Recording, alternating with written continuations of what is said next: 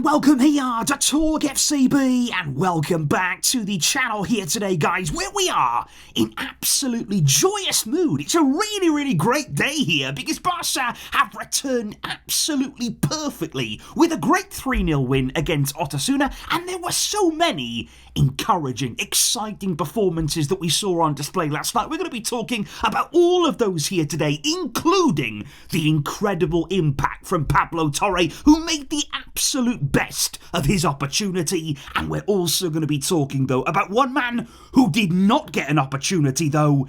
It was Ansu Fati. His entire situation discussed. It's coming up for you guys, so come on and let's do this. Because I do have to say, guys, that heading into last night's match, part of me obviously was very excited that Barca were going to be back, but I think part of me as well was a little bit nervy. The team obviously were not quite prepared to play the game. They didn't really want to do that, the club, and for that reason, I was a bit sceptical about what we were going to expect, especially missing some key players too. But I have to say, what a performance. Given the circumstances here, it was absolutely top draw from Barca, because it wasn't only in terms of the result, wasn't only in terms of the fact we won by 3-0, but the football on show.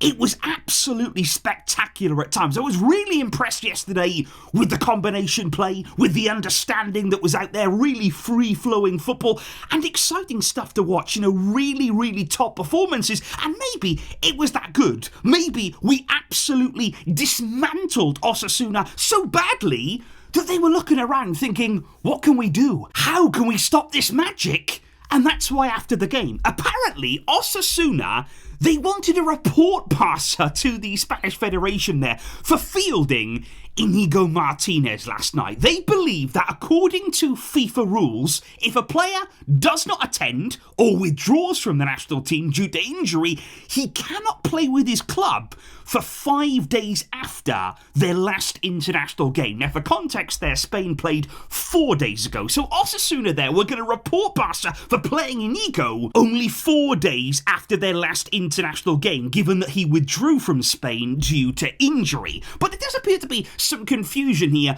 because there's a reported exception to that rule that states if the national team actively releases the player, if they agree to it there, if they understand the situation and they say, okay, he's free to go, well then you can play. And that apparently is exactly what happened with Inigo. The club spoke to the Spanish Federation immediately after the Atletico Madrid game before the break. They told him about the injury. They gave there a medical report that was accepted by Spain, and Inigo then was immediately released from that squad. So right now, there's ultimate calm within the club. They do not believe they breached any rule at all. Osasuna, they are clearly crying, and I understand why, because like I say, they got destroyed last night. However, guys, there was some concerning news during last night's game, though, for Dani Olmo, of course, because after he scored the penalty, he got himself on the score sheet, and apparently it was actually in the process of taking that penalty that he may have suffered his injury. He went down a few minutes later, and it was a confirmed muscle problem. Now, right now we're hearing, and again, it's not guaranteed, it's not absolutely official information yet, but apparently Olmo will miss around 2 weeks of action due to this latest problem. Now, of course, on the face of it there, 2 weeks, it's not a disaster. He's not ruled out for the rest of the season. It's not a lengthy layoff or anything like that. But then you remember, in the next 2 weeks, we've got about 50 games. So obviously, in this amount of time here, seriously, he will miss there around 5 games if he's going to be out for 2 weeks. He may be back in time, though, for the second leg against Borussia Dortmund. But I just think here with Dani Olmo, this seems to be the kind of process that we keep going over and over and over again and repeating it. And it's not necessarily a big injury. It's not necessarily a serious one, but it's damaging to his momentum in this team, because obviously now he's got to work again to get himself fit, to get himself recovered there, to avoid any relapses. He's then got to get his match sharpness back. He's then got to work his way back into this team. And it seems as though as soon as he does that, as soon as he again starts recapturing his best level, then it's time for another very minor injury, and it's really tough to keep this going. And I just think right now, you're looking at the stats this season, he has missed 17 games in the campaign so far. Now, 3 of those were indeed down to the registration issues that he went through, which was obviously not ideal, but 14 games now he's missed due to injury, and I'm just looking at the situation at Barca, how good the medical team have been this year. is there something they can do with Dani Olmo there? We know they focused a lot on Pedri, they've done a lot of tests into him, and they really helped him this season. And I'm just thinking, okay, with Olmo here, it's not major issues, there's not major problems going wrong, but these little injuries are disrupting his progress, they're disrupting the form and the team as well. And I just think we've got to look into that there. We have to find some sort of solution, because this is not good, and we cannot continue to see Olmo, ultimately his body, breaking down. However, guys, what you absolutely have to say, though, is that the man who was actually called upon to replace Olmo very early on in the game, unexpectedly, of course, Fermin Lopez had to get himself ready and was launched into the action. And honestly, how well did he do? How well did he play last night? Fermin was absolutely fantastic, I feel, there. You know that he's going to bring energy to the field. We've seen it on many occasions this season whereby he does have an impact. You know, he does come on and he's another player who makes things happen. He's involved in the final third. He's involved there in vital actions. Brilliant assist for Robert Lewandowski's goal. And I thought it was a really important display there for Fermin, especially now with Dani Olmo out. We're going to be seeing more of him over these games to come, and he can always be a very effective, very important player for this team. And I've got to mention as well Alejandro Balde right here, because every time that I'm watching Balde recently, I mean, he's so explosive. You know, I just look at him and I think, what a player we have here. And I keep saying it, I don't think this is the best version of him. I still think that he can go up levels and levels beyond this, which is incredible. You know, I think he's a player there who's capable of really affecting a game from the left-back area, which is extraordinary. You know, you've seen in football these days, and especially modern football, fullbacks, they can have real power in the game. They can have real influence there from those kinds of areas. And Balde, the way he's able to just skip past players like it's nothing, you know, he's got extraordinary pace. He's brilliant there in his ball control, carrying the ball forward, absolutely brilliant. And now we're seeing him provide consistent assists in the final third. Great ball in for Ferran's goal, the first one yesterday. He's got so much quality in his locker. Flick is definitely improving him, and he is on fire right now. And it couldn't come, could it, at a better time in the season? And of course we have to mention the likes of Pedri, Lamine Yamal. Now, of course we don't maybe go into these guys in as much detail as some of the others every single week, because they're so good all of the time. You know, it's no shock to me yesterday that Pedri dominated the game. That Pedri, no matter how much he was pressed, no matter how much there he had players around him, he finds a way out. And, you know, it's the manoeuvres which are so exciting, so silky to watch there. And a lot of people do say he reminds us of Iniesta. And it's the kind of movements there, the way that he controls his body. The comparisons are there. They are clear for everybody to see right now. And it's the highest praise of all.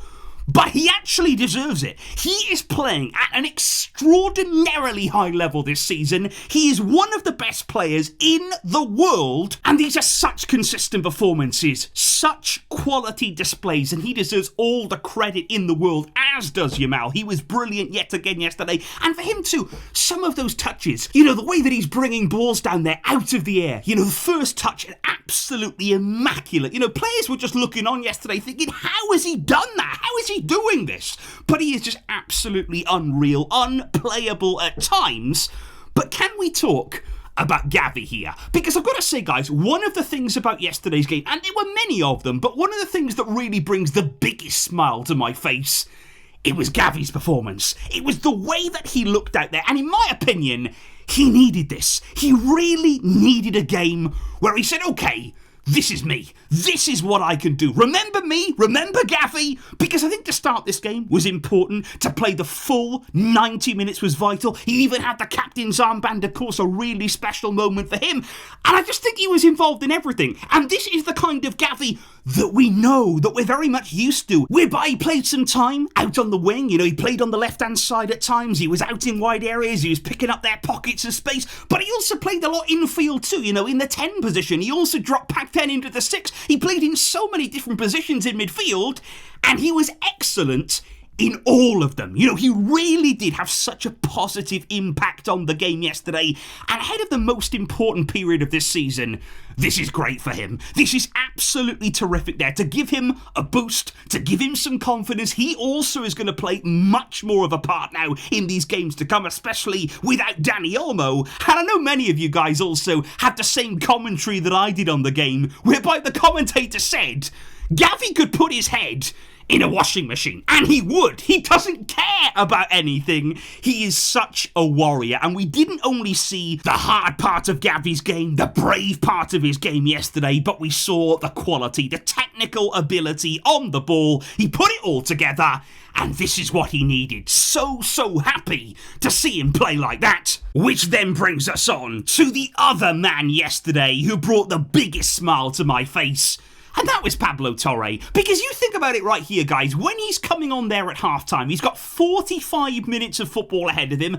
That is massive. You know, that is absolutely colossal. He hasn't had that for week upon week upon week. And think of the pressure that he would have been feeling in that moment there. Coming on against Osasuna, he knows this is huge for me. I may not get this kind of opportunity again for a while. I've got to take it. There's real pressure on him to perform, to deliver, and not be cautious, not play things simple. You've got to come out and show your true colours.